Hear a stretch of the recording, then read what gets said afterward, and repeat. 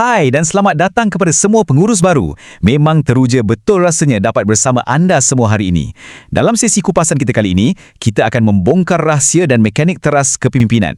Kita tak akan sembang teori kosong je. Kita akan betul-betul mendalami macam mana anda boleh gunakan pengaruh secara beretika di tempat kerja berdasarkan sumber rujukan kita yang padat ni. Sebagai seorang pengurus, peranan anda bukan sekadar nak bagi arahan, tapi ia tentang macam mana anda mampu mengemudi dan membentuk kejayaan pasukan anda. Okey, ini peta perjalanan ringkas kita untuk hari ini. Kita akan mula dengan asas kepimpinan organisasi, kemudian kita masuk ke kuasa, nadi kepimpinan. Selepas itu, kita kenal pasti 5 sumber utama kuasa, buat perbandingan konsep kuasa dan akhir sekali, kita tutup dengan refleksi pengaruh anda. Okey, mari kita selami bahagian pertama kita, asas kepimpinan organisasi. Apa sebenarnya maksud kepimpinan? Secara asasnya, kepimpinan adalah usaha anda sendiri untuk mempengaruhi orang lain. Anda nak mereka kongsi vizi anda dan terima pandangan anda, kan? Sebagai seorang pengurus, anda kena tahu yang kejayaan anda sangat bergantung kepada pematuhan pengikut anda.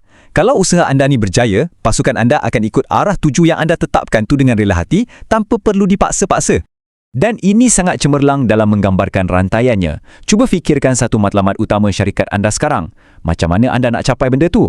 Langkah pertama, ia bermula dengan usaha pengaruh anda. Kemudian bergerak ke langkah kedua. Pengaruh tersebut mesti menghasilkan pematuhan pengikut. Dan akhirnya, langkah ketiga. Segala-galanya akan diselaraskan dengan matlamat organisasi yang anda fikirkan tadi.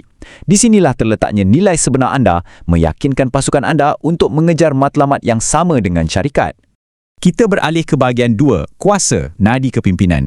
Di sini kita akan sentuh mekanisme utama yang membolehkan kepimpinan berfungsi. Sebab kepimpinan dan kuasa ni sebenarnya konsep yang tak boleh dipisahkan.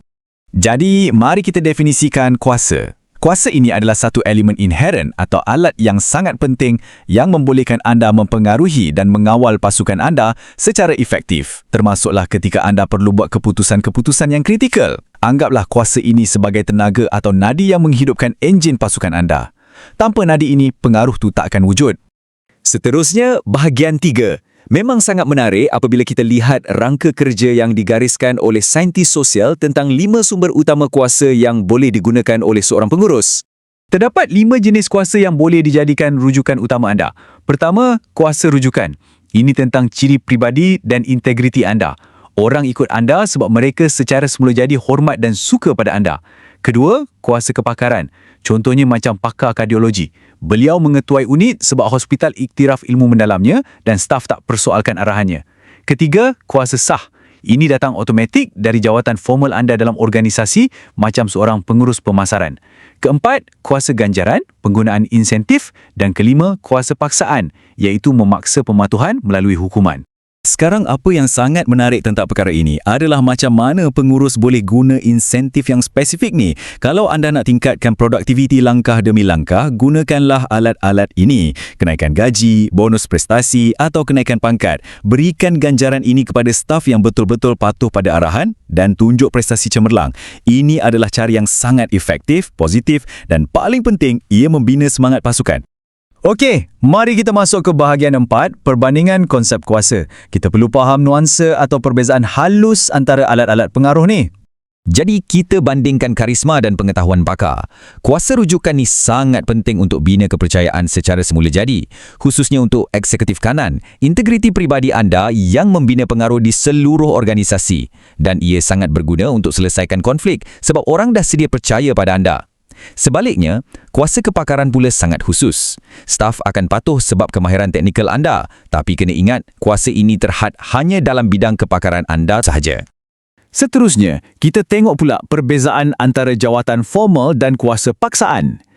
Kuasa sah bagi anda autoriti rasmi untuk menguruskan pasukan. Tapi, berhati-hati bila guna kuasa paksaan.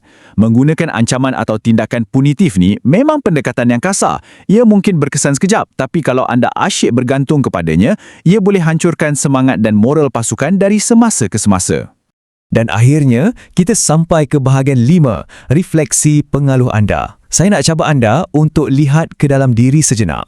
Cuba renungkan soalan ni. Bila anda di tempat kerja, sejauh mana anda kenal pasti perbezaan antara kuasa rujukan dan kepakaran dalam gaya kepimpinan anda sendiri? Bila nak bina kepercayaan dengan tim yang baru, adakah anda lebih bergantung kepada personaliti dan integriti semula jadi anda atau anda lebih bersandar pada kepakaran teknikal anda? Fikir-fikirkan.